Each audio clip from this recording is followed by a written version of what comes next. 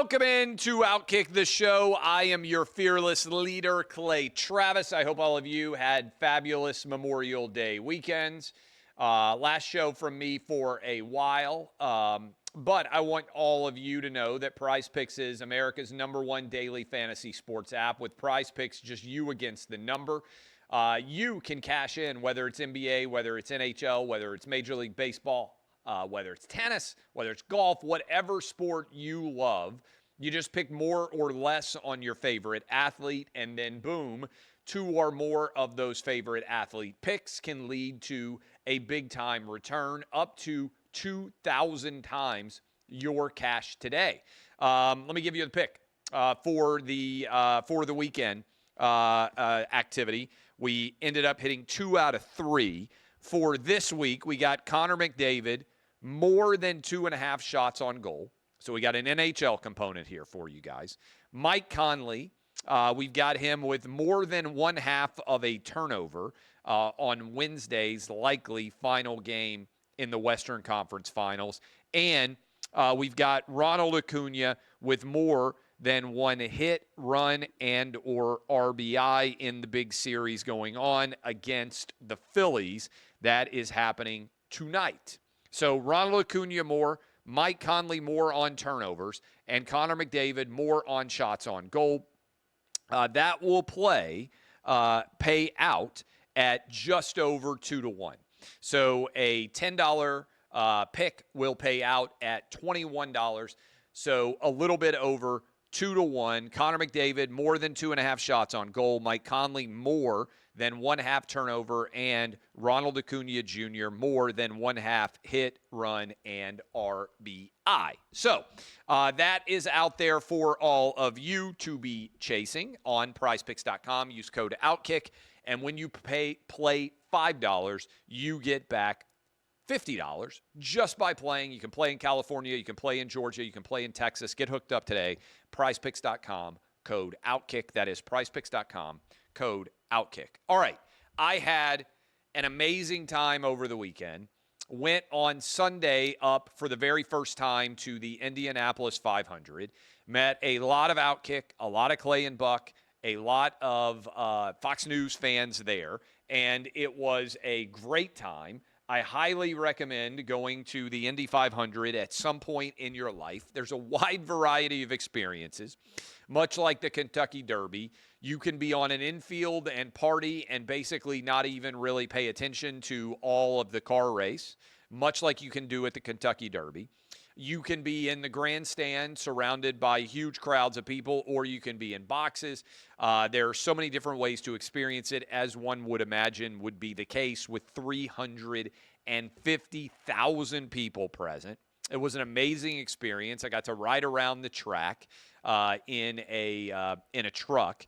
I got to be out on the track with the cars as they were getting ready to begin their races. I think we got a picture.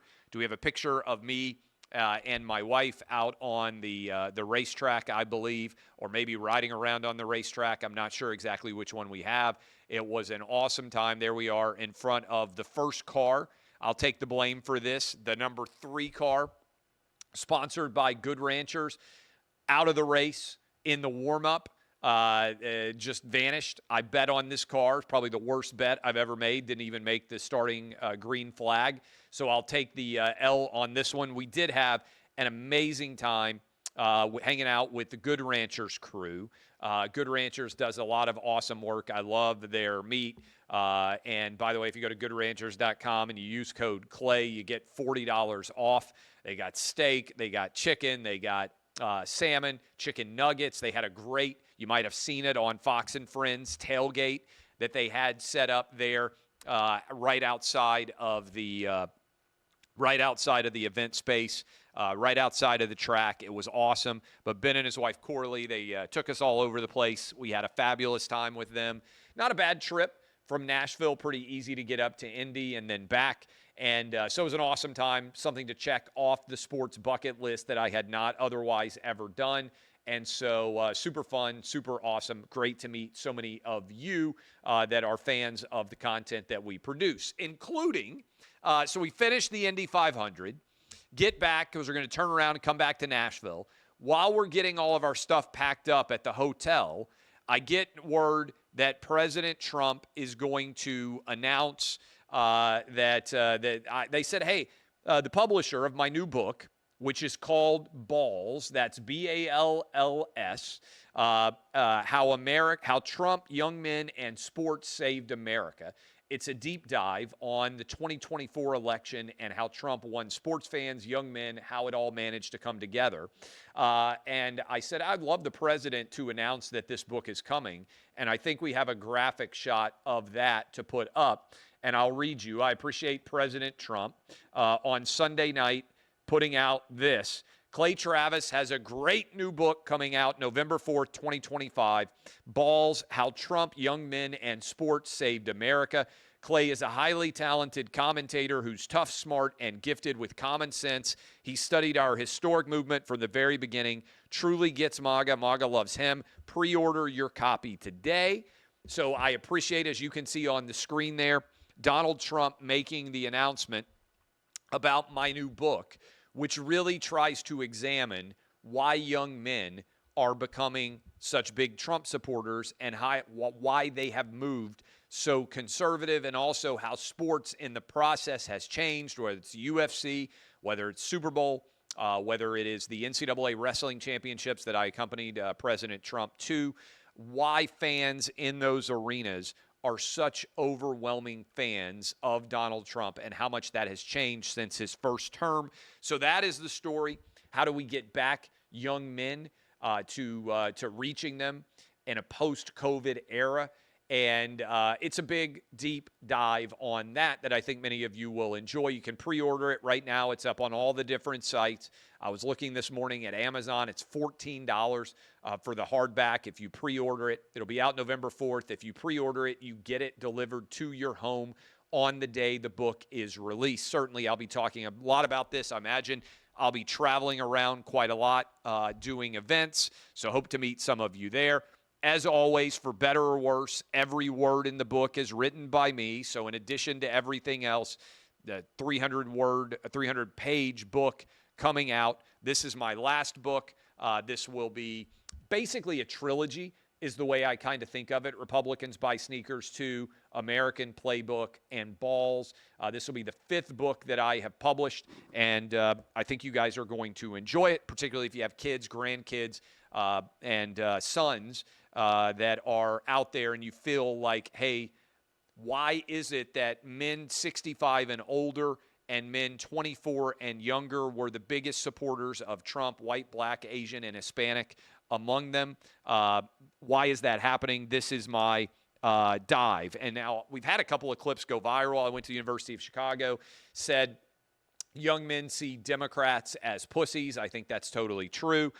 Democrats are aware that they have a major issue with young men. That's why they are talking about trying to spend tens of millions of dollars to better connect with young men. They're almost talking about young men like they're zoo animals, like they're going to go out in the wild and study them and try to figure out what issues motivate them and how that all plays out. So that book will be out. I think that you guys will really enjoy it, and I appreciate President Trump for announcing the release of the book and also giving me that endorsement for the book going forward. Now, a couple of different things that are out there as well. I want to hit you with, let's see, let me make sure what all the clips I had. I had one that I wanted to lead into right here directly out of that discussion.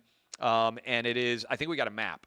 This is partly what I'm talking about in the book Balls, the New York Times red versus blue maps.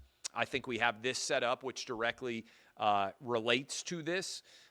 This is how much America has moved in the direction of the Republican Party during the Trump era, and how little of it has moved blue.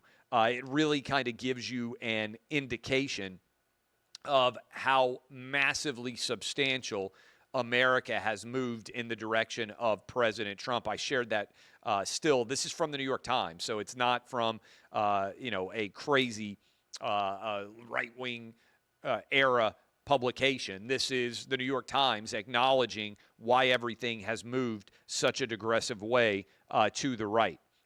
Speaking of which, one of the things that I talk to young guys about and young girls when I'm around on college campuses is how much COVID impacted their life.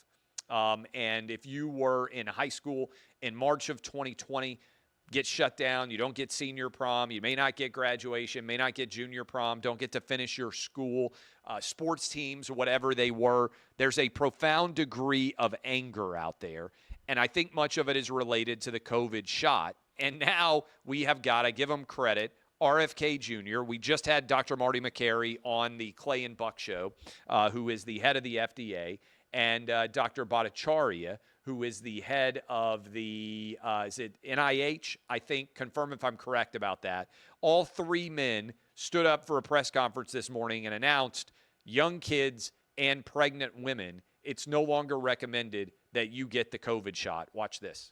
My message to unvaccinated Americans is this. What more is there to wait for?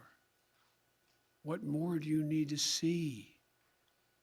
We've made vaccinations free, safe, and convenient. The vaccine has FDA approval. Over 200 million Americans have gotten at least one shot. We've been patient, but our patience is wearing thin. All right, so I guess we don't have, you got to be, here is the clip that I was calling for. That's Biden saying that his patience was wearing thin for people who were not getting the COVID shot. I never got the COVID shot. I'm thankful my kids did not get the COVID shot. Many people are angry about the fact that we were lied to. Here is Dr. Makary, RFK Jr., and Dr. Bhattacharya earlier today announcing that they were changing the recommendation when it comes to kids and pregnant women and the COVID shot. Watch.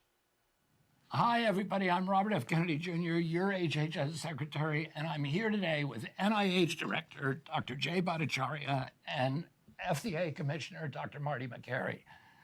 I couldn't be more pleased to announce that as of today, the COVID vaccine for healthy children and healthy pregnant women has been removed from the CDC recommended immunization schedule.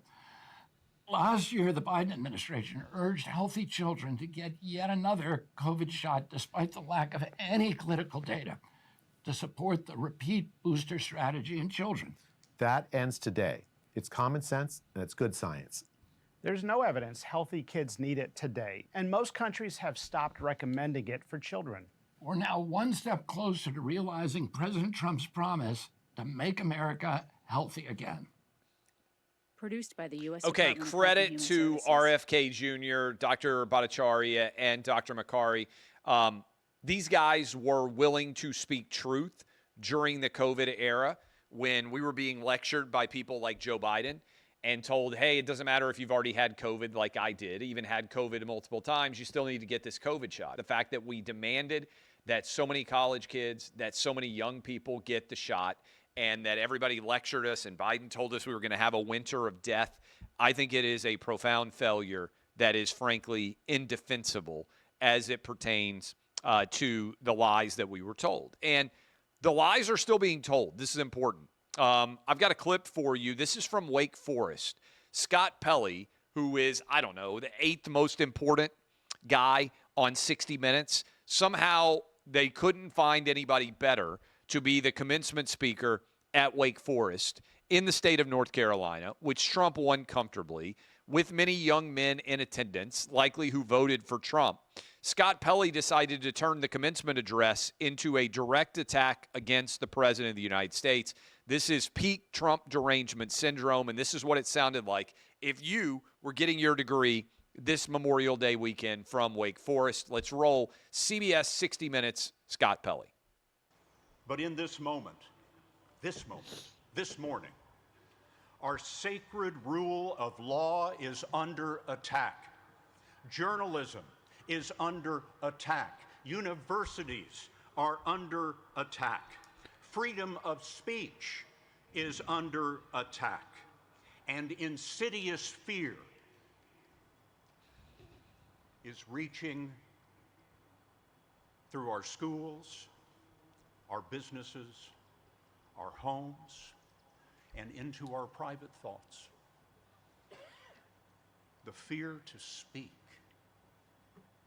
in America Power can rewrite history with grotesque, false narratives. They can make criminals heroes and heroes criminals. Power can change the definition of the words we use to describe reality. Diversity is now described as illegal. Equity is to be shunned. Inclusion is a dirty word. This is an old playbook, my friends. There's nothing new in this. Now, 60 Minutes ran crazily a story out of Germany where they followed along as people were arrested simply for posting things on social media. And they did it in an encouraging fashion. 60 Minutes did not cover, to my knowledge, Joe Biden's mental and physical decline in 4 years. They did not cover anything relating to the COVID shot fiasco. They were blind propagandists for left-wing political ideals.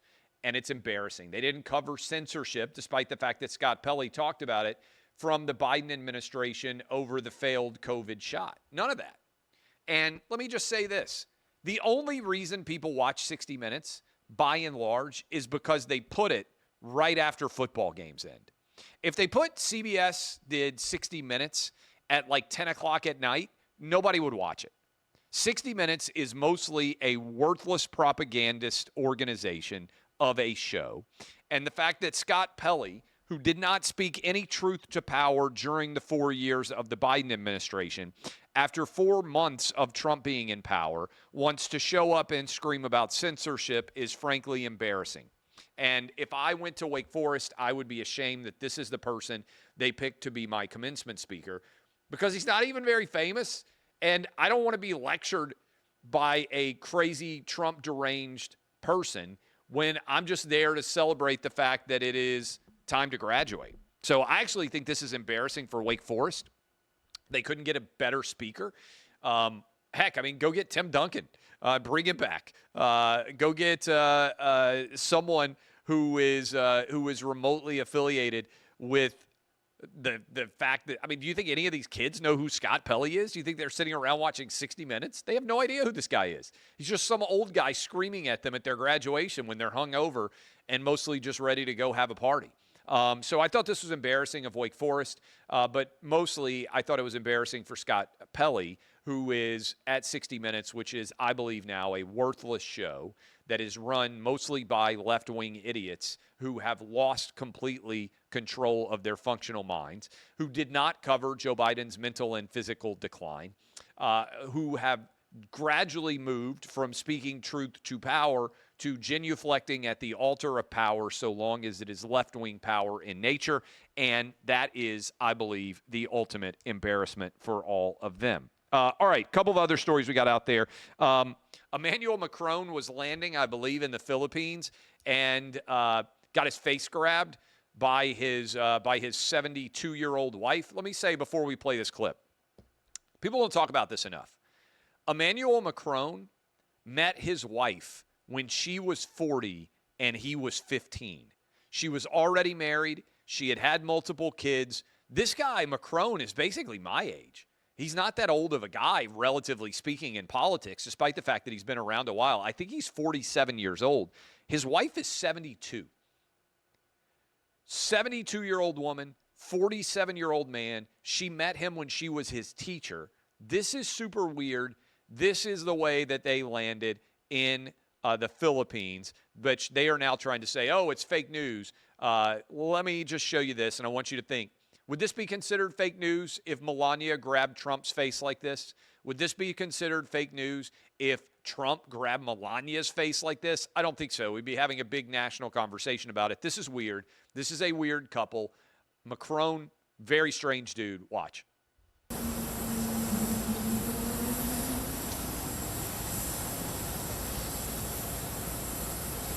So we'll watch it there, and I'll keep talking. Like, you can just leave that on repeat. It's like he doesn't realize the cameras are able to see him. He gets shoved, and then he immediately tries to turn and pretend that everything's okay. They later walked down the stairs, and she wouldn't take his arm, which is not indicative of, oh, this is just playful. I don't know about you. I've been married over 20 years. I've never shoved my wife in the face in a playful manner. Just never have.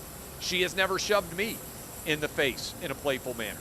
I don't think you shove someone in the face. You can see as they're coming down the stairs now, he tries to take her arm and she won't take it. Like, this was an argument. She was not happy with him, and she just shoved him. And they probably did not anticipate that this would be seen. But this is a weird sort of situation. It's gone mega viral. They tried to claim, oh, it's misinformation, disinformation. Yeah, don't think that argument's going to work out very well going forward. Okay, a couple of sports-related controversies from over the weekend. Bobby Barack shared on, was it Friday? Guys, help me if I'm right on this. It was either Thursday or Friday, a video of Brittney Griner appearing to insult someone based on their race. She said, I think, text me exactly the phrase, I think it was stupid white girls, fucking white girls. Something along those lines, which if Caitlin Clark had done would have been, I mean, she would have gotten suspended for weeks or months at a time. Bobby then shared a tweet saying basically that we traded Brittney Griner, who is a black lesbian, for the Merchant of Death, Victor Boot. Maybe the worst trade of all time. Trash fucking white girls is what she appeared to say. Maybe directed at the referee, maybe directed at the at Caitlin Clark, maybe directed at someone else that she thought she was a trash white girl. Bobby Barack, it went mega viral, said Brittney Griner, whom Biden traded for the Merchant of Death, called Caitlin Clark and the white female ref trash fucking white girls after getting fouled out. And then he tagged and said, any comment on any of this? And then Will Compton, who does the Bussin' with the Boys show, former NFL linebacker, said, so funny, look at the effort put into this tweet. Hell yeah, a Caitlin Clark play. All right, let's get their attention with Biden and the Merchant of Death. Then to make sure we can get the lip reading to stick, let's point out the ref was white too. Clay and Jason will love this one. I'm assuming he meant me and Jason Whitlock. And then Will Compton got absolutely eviscerated by his own fans in the comments for what he said there. And I said, you're getting smoked in the comments by your own audience. Put down the alcohol. Come back tomorrow with a better effort, one that doesn't defend a racist WNBA player that's lucky she still isn't in a Russian prison. So I think this is important, okay? What we try to do on this show, and what in general we try to do at OutKick, is we try to treat players and coaches fairly in the world of sports. And certainly in politics, pop culture too, other people. But let's talk about this story just for a sec. The WNBA is ostensibly investigating fans in the Indiana fan base for alleged racism. And they've got an actual player in Brittney Griner who appears to engage in a racist phrase on the bench, okay? And so I don't think it's crazy to think about the question. In fact, everybody should be treated the same. If Caitlin Clark or any other white athlete in the NBA had said on the bench, trash fucking black girls, while sitting on the bench on camera, I don't think any of you would doubt at all that they would be suspended for multiple games, multiple weeks, maybe months, and it would be a major story that was covered by everybody in sports, okay? If a white WNBA player said trash fucking black girls, why does that not happen? Yesterday, I think on Thursday's show, I did a deep dive, and I said, think about it. When Tiger comes into golf, didn't happen. When Venus and Serena come into the Women's Tennis Association, didn't happen. It's because every white person understands that there is a major cost, not only for racist behavior, but even racist accusations. If you are accused of being racist, then you are in the world of sports. Your endorsements vanish. You get suspended. You are a social pariah. Why would we not have the same standard for a black basketball player in the WNBA as for a white basketball player in the WNBA? If, as the WNBA claims, they are deeply committed to combating racism, isn't it far more significant what your players say than what somebody in the crowd is alleged to have said? The WNBA, to my knowledge, guys, has not issued any response at all to this video that we shared. Brittney Griner, to my knowledge, has not been asked about this at all. And the WNBA just made a big show last week of investigating racism. At a bare minimum, it seems to me that they should be investigating their own players more significantly for racism than they are alleged fans, which there's no evidence was involved in at all. Final story here that I want to hit. I want to give more props to Riley Gaines, no doubt. She was just on the Clay and Buck show a bit earlier. But over the weekend, Riley Gaines got, not surprisingly, attacked by Jemele Hill, who, like Keith Olbermann, used to work in sports and has lost her brain over Donald Trump, and as a result is not able to have rational, normal, adult conversations. And I want to read this to you. Jemele Hill said to, this is in response to the Brittney Griner video, "I get that your whole personality is caught up in stuff like this, but she clearly says trash and fucking whack call, but carry on with your grifting ass." She does not say that. I do think it's funny. This is like the Let's Go Brandon of the WNBA now. She clearly says trash fucking white girls. She did not say fucking whack call. It, again, is the Let's Go Brandon. But the whole idea of accusing someone of grifting who was only involved in sports media and politics because she happened to swim against a dude pretending to be a woman. And so Riley just responded, and it got way more viewership than everything that Jemele said. "Good to hear from you. Grifting, LOL. I didn't ask for the platform I have. I simply said men and women's sports is wrong, which you, as a self-proclaimed women's sports enthusiast, have yet to do. So I'll ask directly, do men belong in women's sports? Silence is an answer, by the way." Zero answer. Zero answer. What is grifting? I would submit to you that the easiest possible definition of it is when you do not say publicly what you believe privately because your private beliefs will cut what you're publicly able to make for your opinion. In other words, that's a simple definition. If you are not willing to say women's sports should only be played by women because you know that your left-wing audience will not be happy if you say that, and therefore your income could be challenged, that is the very definition of grifting. What Jemele Hill is accusing Riley Gaines of is what she actually does. Like, you may not like my opinions. That is fine. If you talk to anyone who knows me, I say exactly what I think every day on my radio show, on OutKick, on my social media handles, for better or worse, in my books. You might hate the opinions, but they're mine. Grifting would be if I didn't say what I really thought because I was worried about what might happen to my jobs or my income if I did. Anyone who works in sports and is arguing that they believe men should be able to compete in women's sports or choosing not to argue it, choosing not to say it, is lying to you. And they're lying to you because they're afraid of what will happen to their income if they tell you what they really think. I don't believe that Jemele Hill for a moment believes that Juwanna Mann should be real life, that some dude should put on a bow in his hair and pretend to be a chick and wreck women in basketball or swimming or soccer or whatever it is, tennis. She knows that's bullshit.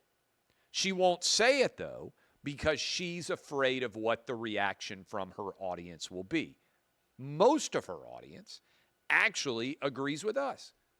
There's not a black dude in America or a white dude or a Hispanic dude or an Asian dude, in my opinion, that played high school, college, or pro sports that thinks a man should pretend to be a woman and win a women's championship. They got daughters. They got wives. They got basic common sense. They know the difference between men and women is massive. And so they're not even going to touch it. They're not going to even accept that argument. Jemele is grifting, and like all grifters do, she won't say what she actually thinks, but she attacks the people who do.